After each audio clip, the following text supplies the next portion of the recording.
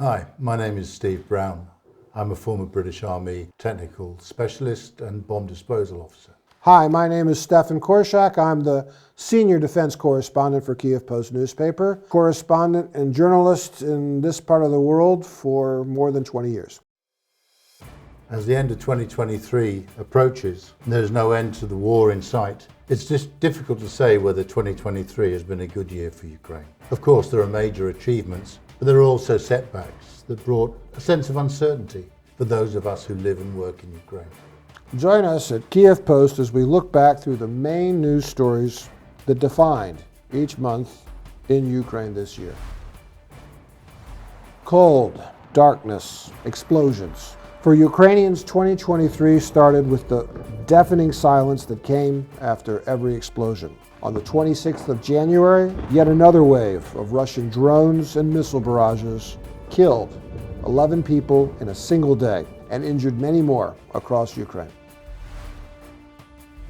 In February, US President Joe Biden visited Ukraine for the first time since Russia started its full-scale invasion. During his visit, he announced a $500 million aid package and promised more HIMARS rockets that had played such an important role in liberating Ukraine's eastern territories in 2022.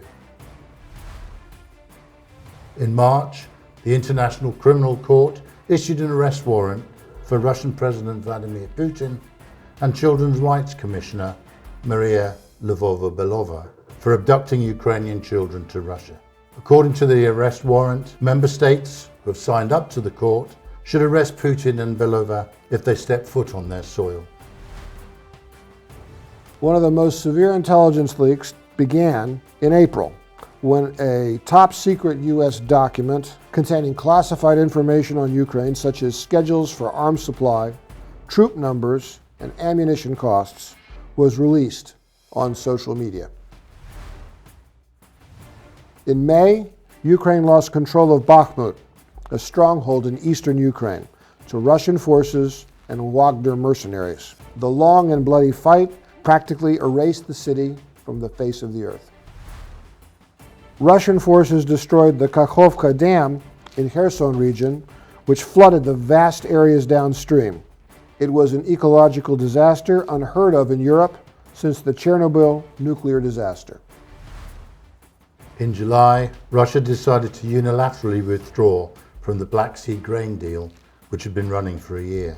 This threatened to eliminate global grain supply from Ukraine to the rest of the world. Turkey, the deal's mediator, and the UN urged Russia to extend the deal, but to no avail. In August, a Russian helicopter pilot defected to Ukraine in a meticulously planned operation coordinated by Ukraine's intelligence. The pilot's family was extracted from Russia for safety. In September, good news for Ukraine. Using British and French provided cruise missiles, they first struck the Black Sea Fleet headquarters in Sevastopol and later attacked the shipyard in the same city, destroying a submarine, the Rostov-on-Don, and a landing ship, the Minsk. Close to a year after the liberation of Kherson City, Ukrainian Marines established bridgeheads east of the Dnipro River in the region for the first time. Hopes were high. It would pave the way for future operations to liberate Crimea.